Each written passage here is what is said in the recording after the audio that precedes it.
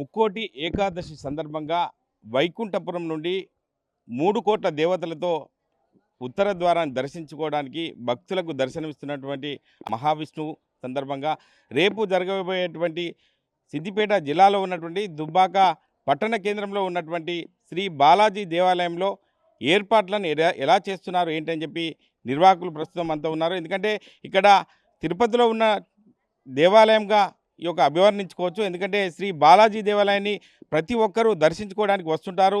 సుమారుగా 30,000 పైచిలుకు భక్తులు దర్శనం చేసుకోవడానికి వస్తుంటారు. కాబట్టి దీనికి సంబంధించి నిర్వాహకులు మనతో ఉన్నారు.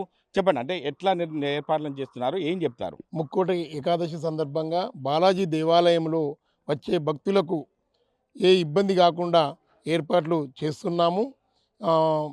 పోలీస్ శాఖ వారు మరియు మున్సిపల్ వారు మరియు ఎలక్ట్రిక్ డిపార్ట్మెంట్ వాళ్ళు అందరూ వచ్చి వాళ్ళ అంటే ఉత్తర ద్వారం అనేది ప్రతి ఒక్క భక్తుడు దర్శించుకోవడం చూస్తారు. కాబట్టి ఏం చెప్తారు సార్, భక్తులకు ఏం చెప్తారు? జై శ్రీమన్నారాయణ. దుబ్బాక పట్టణంలో వెలుసున్న శ్రీ బాలాజీ దేవాలయంలో వైకుంఠ ఏకాదశి ఉత్సవాలు రేపు పొద్దున ఉదయం 5 గంటలకు ప్రారంభమవుతున్నవి. ఉత్తరాధార దర్శనం అనేది మేజర్గా ఇక్కడ ప్రారంభమవుతున్నది. దీనికి తండోపతండాలుగా దాదాపు 15-20 జిల్లాల నుంచి భక్తులు వేలాదిగా వస్తున్నారు. కాబట్టి వారికి అన్ని రకాలుగా ఏర్పాట్లు చేస్తున్నాము. శానిటేషన్ పరంగా కానీ, ట్రాఫిక్ పరంగా కానీ, మరియు వైద్యపరంగా కూడా వారికి ఎవరికి కూడా ఎటువంటి ఇబ్బంది కలగకుండా మేము చర్యలు తీసుకుంటున్నాము. వీరికి అదేవిధంగా భక్తులు దేవాలయానికి విచ్చేయగానే వారు తన్మయత్వంలో మునిగిపోయే విధంగా, ఎందుకంటే వైకుంఠుడు వెంకటేశ్వర స్వామి అంటేనే అలంకార ప్రియుడు. అదేవిధంగా అలంకారంలో దాదాపు ప్రతి ఒక్కరు వచ్చి తన్మయత్వంలో మునిగిపోయే విధంగా ఇక్కడ అలంకరణ చేస్తున్నాము. ప్రజలందరూ కూడా తండోపతండాలుగా వచ్చేసి దేవుని యొక్క వెంకటేశ్వర స్వామి దీవెనలు పొందాలని మనస్ఫూర్తిగా కోరుకొంచున్నాను. మీరు చెప్పండి, తిరుపతిని పోలే విధంగా ఇక్కడ దేవాలయాన్ని కూడా నిర్మించారు. చాలామంది భక్తులు వస్తున్నారు, దాతలు కూడా సహకరిస్తున్నారు. ఏం చెప్తారు సెట్టు మీరు? ఓం నమో వెంకటేశాయ. నా భూతో నా భవిష్యత్. దుబ్బాక ప్రాంతంలో ఇంత చక్కటి దేవాలయం వెలుస్తుందని మేము ఎవరం కూడా ఊహించలేదు. సుమారు 60-70 లక్షలతో అనుకున్న దేవాలయం సుమారు 20 కోట్ల నిధులతోటి ఇలా దేవాలయం నిర్మింపజేసుకున్నాం. ఎక్కడెక్కడో నుండి తెలంగాణలో ఉన్న జిల్లాల నుండి సుమారు సోదరుడు చెప్పినట్టు 25-30 జిల్లాల నుండి దండోపదండాలుగా జనం వస్తున్నారు. రేపటి నుండి రేపు సుమారు ఒక 30-35 వేల మంది దర్శనానికి వస్తారని, అదేవిధంగా వచ్చిన భక్తులందరికీ కూడా దేవాలయం తరపున మంచినీటిని, మజ్జిగను, అదేవిధంగా ప్రసాదాలైన లడ్డు, వడ, పులిహోర ఇవ్వాలని కూడా మేము అనుకున్నాం. వచ్చే భక్తులను ఒకటే విన్నపం చేస్తున్నాం, మీరు క్యూ పద్ధతిలో పాటించండి, సమన్వయంగా పోవండి, స్వామివారిని నిజంగా కళ్ళారా విందారంగా చూసుకోండి. స్వామి అలంకార ప్రియుడు. సుమారు మేము 80 రకాల పువ్వులతోటి స్వామివారిని అలంకారం చేస్తున్నాం. మీరు ఈ దేవాలయం చూడండి ఎంత అద్భుతంగా చేస్తున్నామో. మీరు వచ్చి మీరే వెళ్ళే ముందు స్వామివారి దర్శనం చేసుకొని వెళ్ళే ముందు చూస్తారు, మీరు ఎంత సంతోషపడతారు. ఎందుకంటే తెలంగాణ తిరుమలగా ప్రసిద్ధిగాస్తున్న దేవాలయం ఇక్కడ ఈ స్థానంలో ఇక్కడ దేవాలయం వెలసిల్లింది అంటే స్వామివారి కృప ఉంటేనే ఇక్కడ జరిగింది.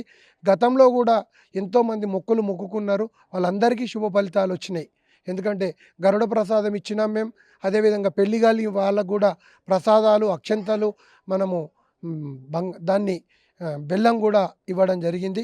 ఇవన్నీ తీసుకున్న వాళ్ళకు ఫలితాలు వచ్చినాక చాలామంది వస్తున్నారు. గతంకు ఇప్పటికీ కొన్ని వేల మంది దర్శనానికి వస్తారని ఊహిస్తున్నాం.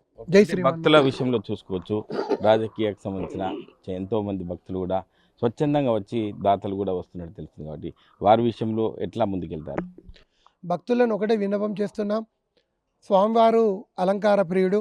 భక్తులు సమన్వయంతో వస్తూ మేము కూడా వచ్చే సంవత్సరంలో కూడా స్వామివారికి సుమారు 3 కోట్ల విలువైన కిరీటాన్ని అలంకరింపజేయాలి, మా భక్తుల అందరి చేతుల మీదుగా చేయాలని ఒక స్కీమ్ ఏర్పాటు చేశాం. గ్రామ్ బంగారం అంటే 11,000 రూపాయలు ఏర్పాటు చేస్తూ 3,000 మంది భక్తుల చేతుల మీదుగా ఆ కిరీటాన్ని స్వామివారికి అలంకరింపజేయాలి.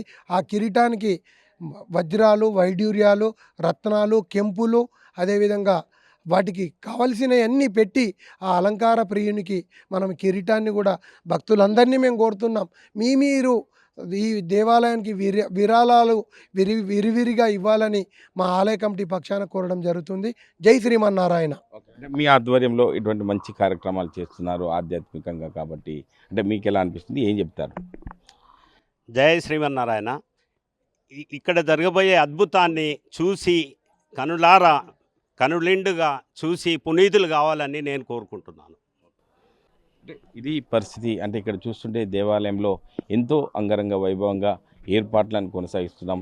తిరుపతిలో కంటే ఇంకా మంచిగా ఇక్కడ తెలంగాణలో కూడా శ్రీ బాలాజీ దేవాలయాన్ని మేము నిర్మించుకున్నాము. ఖచ్చితంగా వైకుంఠ ఏకాదశి సందర్భంగా మంచి పూజలతో ఒక సంబంధించిన కార్యక్రమాలు చేస్తున్నాం కాబట్టి భక్తులు వచ్చి దర్శనం చేసుకొని పునీతులు కావాలని చెప్పి ప్రధానంగా నిర్వాహకులు చెప్తున్న పరిస్థితి. కెమెరామెన్ నెల్లూరుతో మహేష్, RTV, సిద్దిపేట జిల్లా. అసలైన తొలి వెలుగు. ఫాలో వాట్సాప్ @తొలి వెలుగు అఫీషియల్.